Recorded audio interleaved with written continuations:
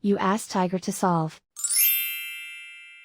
This deals with linear equations with one unknown. The final result is x equals 5. Let's solve it step by step. Simplify the expression. Expand the parentheses. Multiply the coefficients.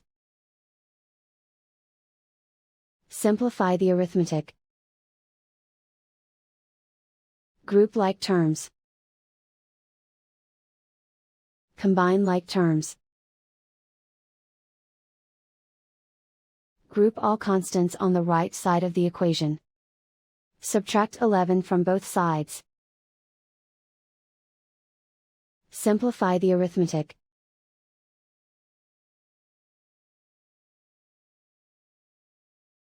Isolate the x. Divide both sides by -10. Cancel out the negatives.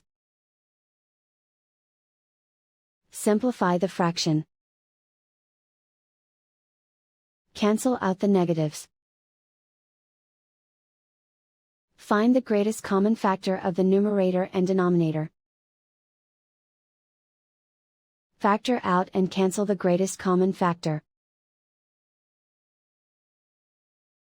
And so the final result is x equals 5.